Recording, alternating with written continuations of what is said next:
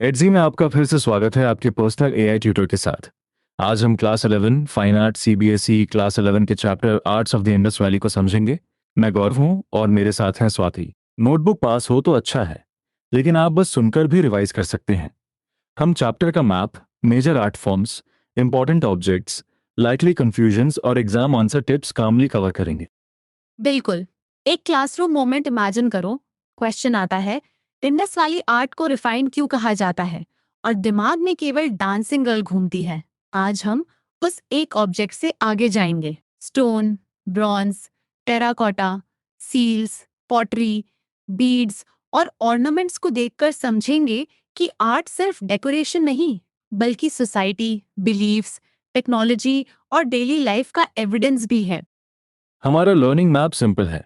पहले सिविलाइजेशन का बैकग्राउंड और मेजर साइट्स, फिर स्टोन स्टैचूज और ब्रॉन्ज कास्टिंग, उसके बाद टेराकोटा, सील्स, पॉटरी, बीड्स और ऑर्नामेंट्स। अंत में हम कंपैरिजन क्वेश्चंस, कॉमन मिस्टेक्स और एक कॉम्पैक्ट आंसर फ्रेम करेंगे।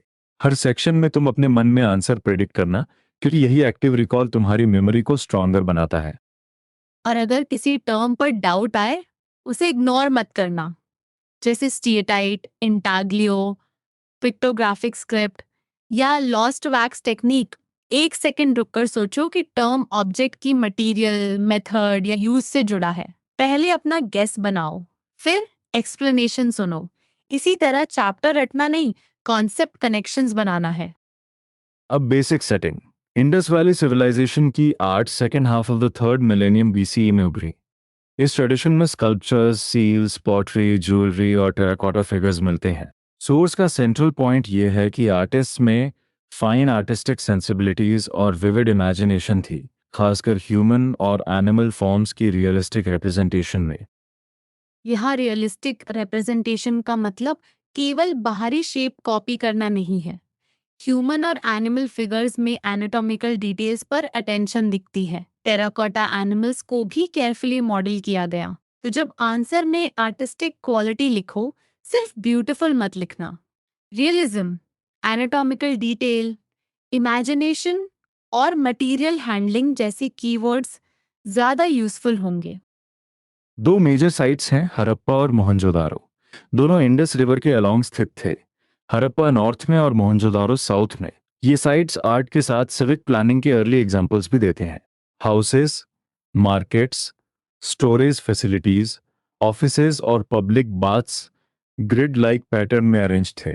ड्रेनेज सिस्टम भी हाईली डेवलप्ड था।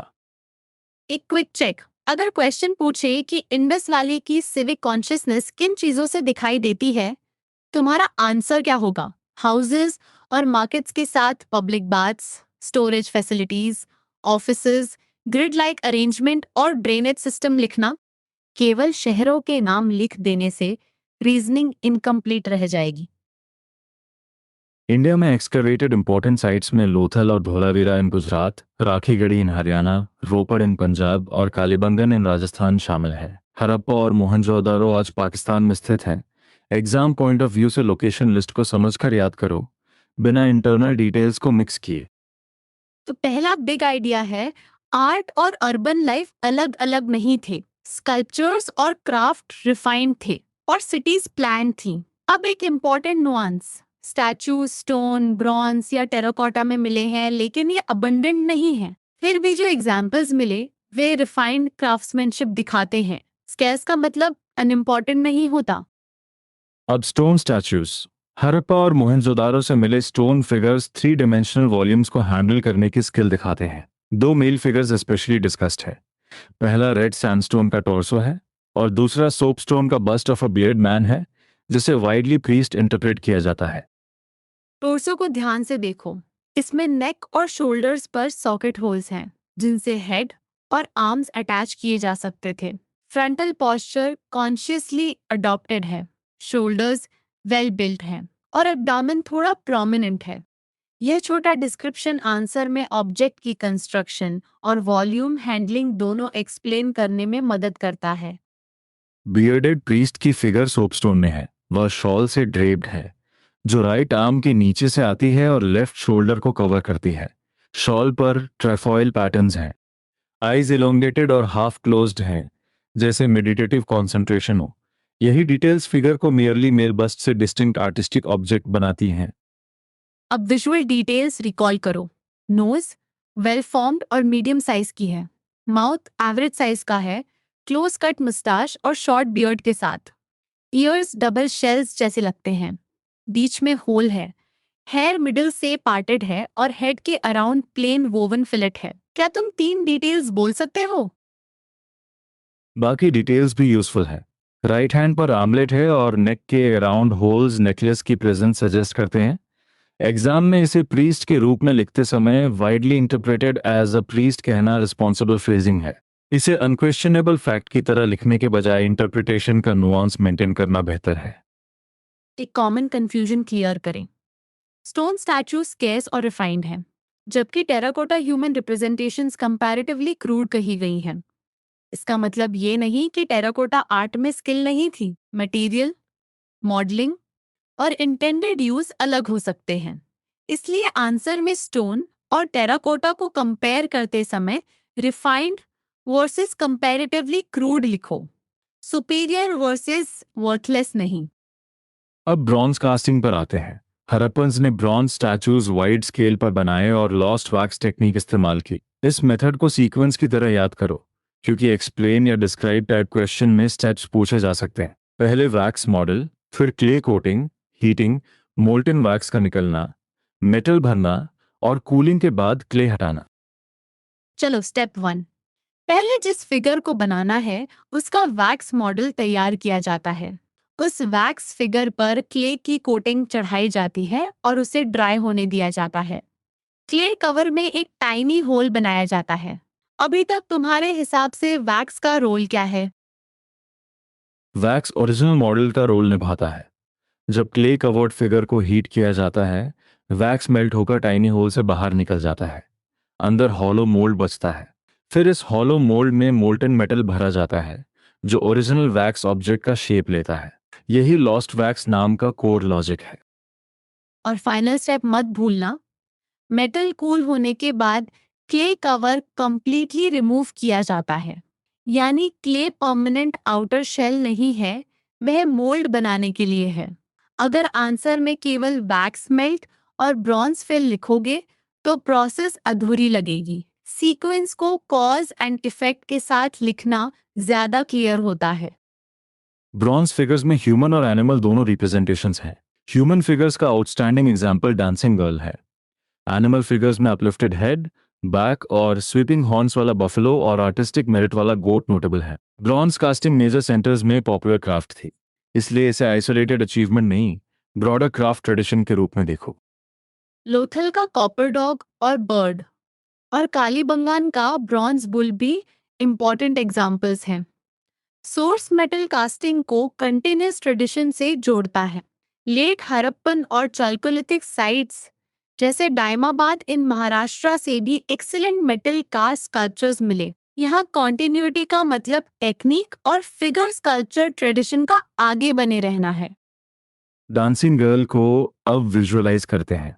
ये मोहनजोदारो से मिली अप्रॉक्सीमेटली 4 इन हाई कॉप फिगर है। लॉन्ग हेयर में टाइड है, लेफ्ट आर्म बैंगल से कवर्ड है, राइट आर्म पर ब्रेसलेट और एम्यूलेट या बैंगल है और नेक पर काउरी शेल नेकलेस है। फिगर छोटी है, लेकिन एक्सप्रेशन और बॉडीली विगर बहुत स्ट्रांग है। उसकी पोज भी याद रखो। राइट हैंड हिप पर है और left hand traditional Indian dance gesture में क्लास्प है। लार्ज आईज और फ्लैट नोज है। यही पोज ऑर्नामेंट्स और बॉडीली विगर फिगर को एक्सप्रेसिव बनाते हैं। एग्जाम में डांसिंग गर्ल को केवल फेमस स्टैचू लिखना वीक होगा। मटेरियल, लोकेशन, पोस्चर और एक्सप्रेशन जोड़ो। 1 सेकंड रुककर एक्टिव रिकॉल करो। लॉस्ट वैक्स टेक्निक में वैक्स के स्टेज पर निकलता है और मेटल के स्पेस में भरा जाता है। सही चेन है। हीट करने पर वैक्स बाहर निकलता है, क्ले के अंदर हॉलो मोल्ड बनता है और उसी में मोल्टन मेटल भरकर फिगर कास्ट होती है। अब टेराकोटा। इंडस वैली पीपल ने टेराकोटा इमेजेस भी बनाई, लेकिन ह्यूमन फॉर्म्स स्टोन और ब्रॉन्ज की तुलना में जनरली मोर क्रूड थी। फिर भी टेराकोटा कल्चरली इंपॉर्टेंट है। गुजरात साइट्स और कालीबंगान में रिप्रेजेंटेशंस अधिक रियलिस्टिक मिलती हैं। मटेरियल की सिंप्लिसिटी को कल्चरल इनसिग्निफिकेंस समझना कॉमन मिस्टेक है। टेराकोटा फिगर्स में मदर गॉडेस रिप्रेजेंटेशन सिग्निफिकेंट है। Mother goddess figures usually standing female forms है। नेकलेसेस प्रोमिनेंट ब्रेस्ट्स के ऊपर लटकते हैं और लॉइन क्लॉथ तथा गर्डल दिखाई देते हैं। फैन शेप्ड हेड्रेस जिसमें दोनों साइड्स पर कप लाइक प्रोजेक्शंस हैं, उनकी डिस्टिंक्ट डेकोरेटिव फीचर मानी जाती है। इन फिगर्स की मॉडलिंग रिफाइंड स्टोन जैसी नहीं है। पैलेट आईज, बीक्ड नोज और माउथ के लिए स्लिट्स जैसी क्रूड डिटेल्स मिलती हैं। लेकिन क्वेश्चन अगर कल्चरल मीन पूछे तो मदर गॉडेस फिगर को रिलीजियस एस्पेक्ट से जोड़ सकते हो। डिस्क्रिप्शन और इंटरप्रिटेशन को अलग अलग रखना आंसर को ज्यादा एकेडमिकली रिस्पॉन्सिबल बनाता है। टेराकोटा में बियर्डेड मेल्स की फिगरीन्स भी मिलती हैं। उनके कॉइल्ड हेयर है, पोस्चर रिजिडली अपराइट है, लेग्स थोड़े अपार्ट हैं और आर्म्स बॉडी के साइड्स के पैरेलल हैं। एग्जैक्टली सेम पोजीशन में इन फिगर्स की रिपीटेशन सजेस्ट करती है कि वे डेटीज रिप्रेजेंट कर सकती थी। यहाँ सजेस्ट शब्द इंपॉर्टेंट है। एक terracotta mask of a horn deity भी मिला है। इसके अलावा toy carts with wheels, whistles, rattles, birds, animals, gamesmen और डिस्क्स भी टेराकोटा में रेंडर्ड थे। इससे पता चलता है कि टेराकोटा केवल रिचुअल फिगर्स के लिए नहीं था, टॉयज और एवरीडे ऑब्जेक्ट्स के रूप में भी इसका यूज था। टेराकोटा पर एक कंपैरिजन क्वेश्चन सोचो।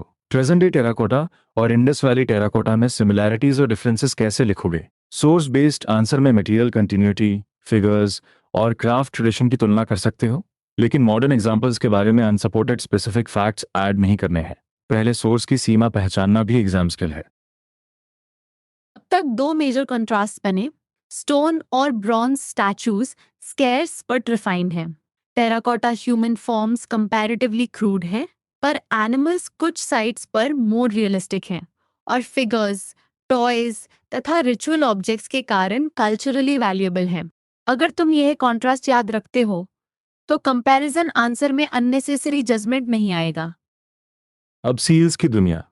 आर्कियोलॉजिस्ट ने थाउजेंड्स ऑफ सील्स डिस्कवर की। मोस्ट सील्स टी-टाइड की थीं, लेकिन एगेट, चर्ट, कॉपर, फेयॉन्स और टेराकोटा भी इस्तेमाल हुए। इन पर एनिमल्स के एलैबोरेट मोटिव्स और पिक्टोग्राफिक स्क्रिप्ट एनग्राफ थी। एनिमल रिप्रेजेंटेशन की रियलिज्म और अलग अलग मूड्स को सोर्स रिमार्केबल मानता है। एनिमल्स की लिस्ट में unicorn bull, rhinoceros, tiger, elephant, bison, goat और बफेलो आते हैं। बुल्स हम के साथ या बिना हम के बीतते हैं। कभी ट्रीज और ह्यूमन फिगर्स भी मोटिव्स बने। एक सेकंड सोचो, इतनी वेरिड एनिमल इमेजरी आर्ट के साथ किस तरह की सोशल या कमर्शियल मीनिंग सजेस्ट कर सकती है? सील्स प्राइमरीली कमर्शियल पर्पसेस के लिए बनाई जाती थीं। वे एमुलेट्स की तरह भी कैरी की जाती होंगी। शायद मॉडर्न आइडेंटिटी कार्ड्स जैसी पर्सनल आइडेंटिफिकेशन से जुड़ी हों। Standard Harappan seal square plaque थी, लगभग 2 by 2 स्क्वायर इंचेस और आमतौर पर स्टीएटाइट की बनी होती थी। यहाँ तीन टर्म्स अलग रखो। स्टीएटाइट मटेरियल है, पिक्टोग्राफिक स्क्रिप्ट राइटिंग सिस्टम है जो अभी डिसाइफर्ड नहीं हुई। इंटैगियो कार्विंग मेथड है जिसमें फिगर्स और एनिमल सरफेस पर कार्व्ड होते हैं। एग्जाम में अगर पूछा जाए कि सील की विशेषताएं क्या है तो मटेरियल, मोटिव, स्क्रिप्ट और पॉसिबल यूज चारों डायमेंशंस कवर करना। अब पशुपति सील। इसके सेंटर में एक human figure cross legged seated है। राइट साइड पर एलिफेंट और टाइगर है, लेफ्ट साइड पर राइनोसरस और बफेलो है। सीट के नीचे 2 एंटीलोप्स भी दिखते हैं। कुछ स्कॉलर्स इसे पशुपति सील कहते हैं, जबकि कुछ इसे फीमेल डीएटी की रिप्रेजेंटेशन आइडेंटिफाई करते हैं।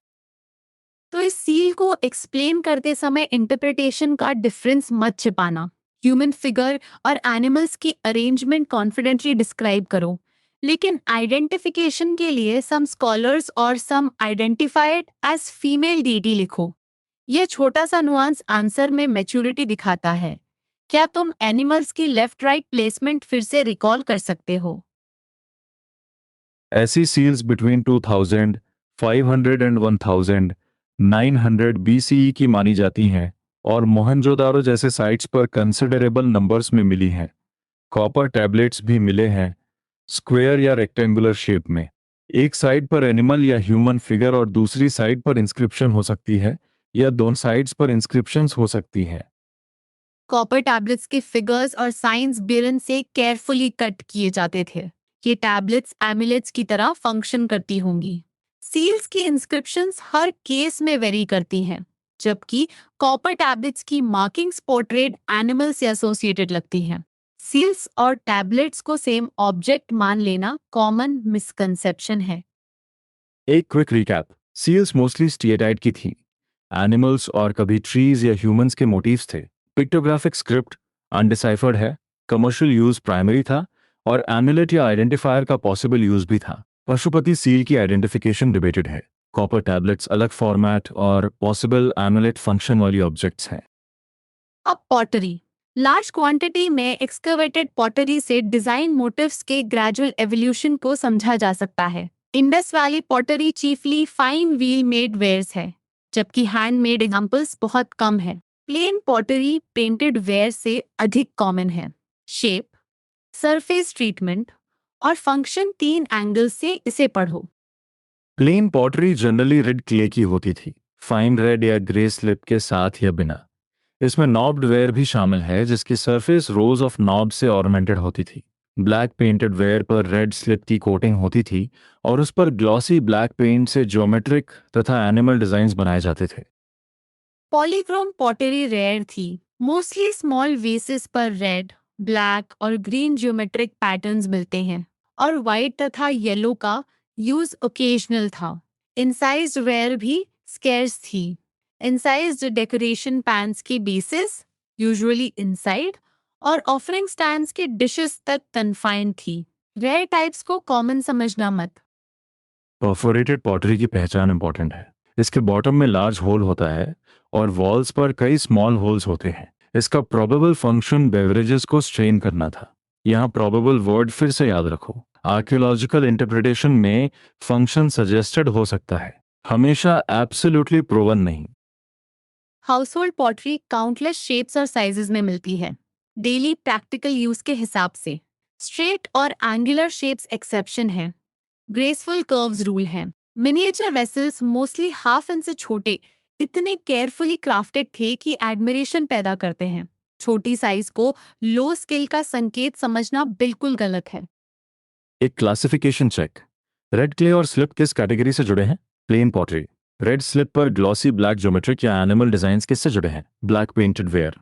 लार्ज बॉटम होल और स्मॉल वॉल होल्स किससे जुड़े हैं? Perforated pottery. अपने नोटबुक में यह 3 लाइन टेबल बना सकते हो। अब पॉटरी को आर्ट और टेक्नोलॉजी दोनों से जोड़ो। Fine wheel made wares technical control दिखाती हैं। डेकोरेटिव स्टाइल्स क्रिएटिविटी दिखाते हैं। हाउसहोल्ड फॉर्म्स प्रैक्टिकल नीड्स दिखाते हैं। Miniature vessels attention to detail दिखाते हैं। इसलिए पॉटरी को केवल कंटेनर्स की लिस्ट की तरह नहीं, इवॉल्विंग डिजाइन और डेली लाइफ के एविडेंस की तरह लिखना। अब बीड्स और ऑर्नामेंट्स। हरप्पन मैन और विमेन ने प्रेशियस मेटल्स, जेमस्टोन्स, बोन और बेक्ड क्ले जैसे मटेरियल से ऑर्नामेंट्स बनाए। नेकलेसेस, फिलेट्स, आर्मलेट्स और फिंगरिंग्स दोनों जेंडर्स पहनते थे। विमेन एडिशनली गर्डल्स, ईयरिंग्स और एंकलेट्स पहनती थीं। इससे पर्सनल अडॉर्नमेंट और क्राफ्ट्समैनशिप दोनों का इंपॉर्टेंस दिखाई देता है। मोहनजोदारो और लोथल से ज्वेलरी होर्ड्स मिले हैं। उनमें गोल्ड और सेमी प्रेशियस स्टोन्स के नेकलेसेस, कॉपर ब्रेसलेट्स और beads, gold earrings, head ornaments, faience pendants और बटन्स तथा स्टीटाइट और जेमस्टोन बीड्स शामिल हैं। ऑल ऑर्नामेंट्स वेल क्राफ्टेड बताए गए हैं, यानी मटेरियल वैरायटी के साथ फिनिशिंग और स्किल भी इम्पोर्टेंट है। फरमाना इन हरियाणा में मिले सेमेट्री एविडेंस से पता चलता है कि डेड बॉडीज को ऑर्नामेंट्स के साथ बरी किया गया था। इस फैक्ट को डेली लाइफ और सोशल प्रैक्टिस के कॉन्टेक्स्ट में यूज कर सकते हो, लेकिन इससे स्पेसिफिक रिलीजियस कंक्लूजन इन्वेंट मत करना। सोर्स जितना कहता है उतना ही रिस्पॉन्सिबली एक्सप्लेन करना। बीड इंडस्ट्री वेल डेवलप थी। चंद्रुदारो और लोथल में फैक्ट्रीज मिलने से ऑर्गेनाइज्ड प्रोडक्शन का एविडेंस मिलता है। Beads carnelian, amethyst, jasper, crystal, quartz, steatite, turquoise और लैपिस लाजुली से बनते थे। कॉपर, ब्रॉन्ज, गोल्ड, शेल, फेयंस और टेराकोटा भी यूज होते थे। मटेरियल लिस्ट को क्लस्टर्स में याद करो। बीड्स के शेप्स भी वेरीड थे। Disc shaped, cylindrical, spherical, barrel shaped और सेगमेंटेड। कुछ बीड्स मल्टीपल स्टोन्स को सीमेंट करके बनते थे, कुछ स्टोन्स पर गोल्ड कवर्स होते थे, कुछ इंसाइज्ड या पेंटेड थे, और कुछ पर एच डिजाइन्स थे। इतनी वैरायटी टेक्निकल स्किल और एक्सपेरिमेंटेशन की ओर संकेत करती है। आर्टिस्ट ने मंकीज और स्क्विरल्स के हाईली नेचुरलिस्टिक मॉडल्स भी बनाए, जिन्हें पिनहेड्स और बीड्स की तरह यूज किया गया। ये डिटेल दिखाती है कि एनिमल रियलिज्म केवल सील्स तक लिमिटेड नहीं था। एक सेकंड सोचो, इस एग्जाम्पल को चैप्टर के ओपनिंग आइडिया से कैसे जोड़ोगे?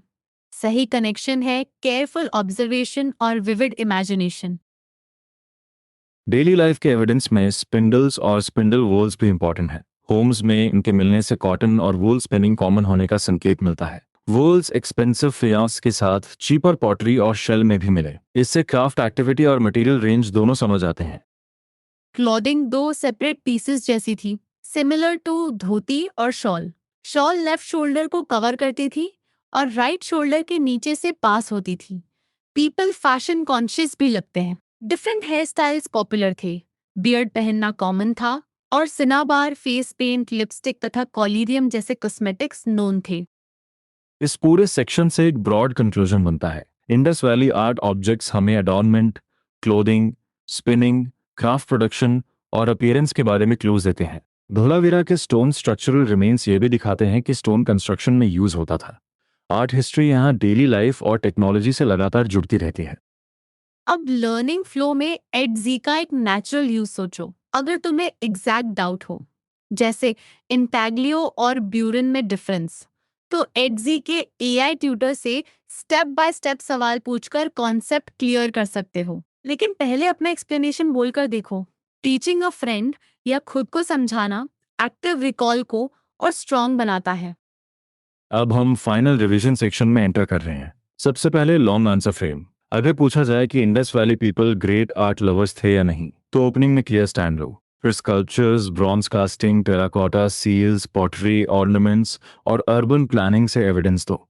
अंत में आर्ट और सोशल लाइफ का कनेक्शन लिखो। तुम्हारा आंसर केवल ऑब्जेक्ट्स की इन्वेंटरी नहीं होना चाहिए। एक्सप्लेन करो कि रियलिस्टिक ह्यूमन और एनिमल फिगर्स आर्टिस्टिक सेंसिबिलिटी दिखाते हैं। Lost wax technique technical knowledge दिखाती है। सील्स ट्रेड और आइडेंटिटी से जुड़ती हैं। पॉटरी प्रैक्टिकल और डेकोरेटिव दोनों हैं। और ऑर्नामेंट्स क्राफ्ट्समैनशिप तथा फैशन कॉन्शियसनेस दिखाते हैं। यही रीजनिंग मार्क्स दिलाती है। क्वेश्चन हो सकता है, प्रेजेंट डे टेराकोटा और इंडस वैली टेराकोटा में सिमिलैरिटीज और डिफरेंसेस बताइए। सोर्स बेस्ड रिस्पॉन्स में पहले शेयर्ड मटेरियल ट्रेडिशन की बात करो, फिर रिफाइनमेंट, रिप्रेजेंटेशन और यूजर्स के आधार पर कंपैरिजन करो। मॉडर्न एग्जांपल्स के बारे में अपने अनुभव को सोर्स फैक्ट की तरह मत लिखना। कंपैरिजन में एविडेंस और सीमित क्लेम दोनों जरूरी हैं। एक और लाइटली क्वेश्चन है, art object surviving from the Indus valley daily life के बारे में क्या बताते हैं? तुम्हारे पॉइंट्स हो सकते हैं ज्वेलरी और फैशन, कॉटन और wool spinning, clothing, cosmetics, toys, household pottery, trade related seals, craft factories और प्लांट सिविक स्पेसेस। हर पॉइंट के साथ ऑब्जेक्ट या आर्कियोलॉजिकल एविडेंस कनेक्ट करना। अब रैपिड रिकॉल। बियर्डेड प्रीस्ट किस मटेरियल की बस्ट है? सोपस्टोन। मेल टॉर्सो किस मटेरियल का है? Red sandstone. ब्रॉन्ज कास्टिंग की method? Lost wax. Famous human bronze figure? Dancing girl. Seals में कॉमन मटेरियल? स्टेटाइट। स्क्रिप्ट की स्थिति? पिक्टोग्राफिक और अभी अनडिसाइफर्ड। अब मेरी टर्न का रिकॉल। टेराकोटा में important female figures, mother goddess. Perforated pottery का प्रोबेबल फंक्शन, बेवरेजेस ट्रेन करना। बीड मेकिंग फैक्ट्रीज कहाँ? चन्हुडारो और लुथल। कॉटन और वुल स्पिनिंग का एविडेंस, स्पिंडल्स और स्पिंडल वॉल्स। पशुपति सील में सेंट्रल फिगर कैसे बैठी है? Cross legged. कॉमन मिस्टेक्स को एक जगह रखो। हड़प्पा और मोहनजोदारो को इंडिया में स्थित मत लिखना, सोर्स उन्हें पाकिस्तान में बताता है। पशुपति आइडेंटिफिकेशन को फिक्स्ड सर्टेनिटी मत बनाना। टेराकोटा को वर्थलेस मत कहना। सील्स की अनडिसाइफर्ड स्क्रिप्ट को ट्रांसलेटेड मत बताना। और लॉस्ट वैक्स में क्ले मोल्ड रिमूवल का फाइनल स्टेप मत छोड़ना।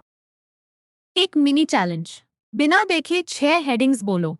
Stone statues, bronze casting, terracotta, seals, pottery, beads and ornaments. अब हर हेडिंग के साथ एक ऑब्जेक्ट, एक मटेरियल और एक मीनिंग जोड़ो, जैसे सील्स, स्टेटाइट, कमर्शियल यूज। अगर कोई हेडिंग ब्लैंक हो जाए, वही तुम्हारी नेक्स्ट रिवीजन प्रायोरिटी है। चैप्टर का स्ट्रॉन्गेस्ट सिंथेसिस ये है कि आर्टिस्ट और क्राफ्ट्समैन ने metal casting, stone carving, pottery making and painting तथा टेराकोटा इमेज मेकिंग में एक्सेप्शनल स्किल दिखाई। एनिमल, प्लांट और बर्ड मोटिव सिंप्लीफाइड भी हो सकते थे, लेकिन ऑब्जर्वेशन और क्राफ्ट्समैनशिप क्लियरली विजिबल है। यही रीजन है कि इंडस वैली आर्ट एंशिएंट होते हुए भी विजुअली अलाइव लगती है।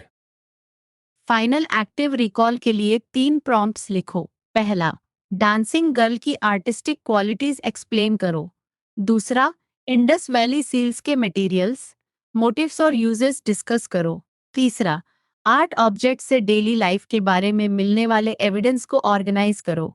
हर आंसर में इंट्रोडक्शन, एविडेंस बेस्ड बॉडी और कंसाइज कंक्लूजन रखो। चलो, final recap. Indus Valley art second half of the third millennium BC में विकसित हुई और हड़प्पा तथा मोहनजोदारो इसके मेजर सेंटर्स रहे। Stone statues scarce but refined थे। ब्रॉन्ज कास्टिंग में लॉस्ट वैक्स टेक्निक और डांसिंग गर्ल की एग्जाम्पल्स हैं। टेराकोटा में मदर गॉडेस, डीटीज और टॉयज मिलते हैं। सील्स ट्रेड, मोटिव्स और अनडिसाइफर्ड स्क्रिप्ट से जुड़ी हैं। पॉटरी में व्हील मेड वेयर्स और वेरिड डिजाइन्स हैं। बीड्स, ऑर्नामेंट्स, क्लोथिंग और कॉस्मेटिक्स डेली लाइफ की तस्वीर देते हैं। एक कॉमन मिस्टेक याद रखो, इंटरप्रिटेशन को फैक्ट की तरह और प्रोबेबल फंक्शन को सर्टेन फंक्शन की तरह मत लिखना। अब कॉन्क्रीट नेक्स्ट स्टेप है, नोटबुक में एक कंपैरिजन चार्ट बनाओ और आज की 3 प्रॉम्प्ट्स के आंसर्स बिना बुक देखे लिखो। अगर एग्जैक्ट डाउट बचा है एडजी में, उसे सोक्रेटिक क्वेश्चंस के साथ स्टेप बाय स्टेप एक्सप्लोर करो। आज की रिवीजन यही पूरी होती है। शांत रहो, कॉन्सेप्ट्स को कनेक्ट करो और एग्जाम में एविडेंस के साथ कॉन्फिडेंटली लिखो।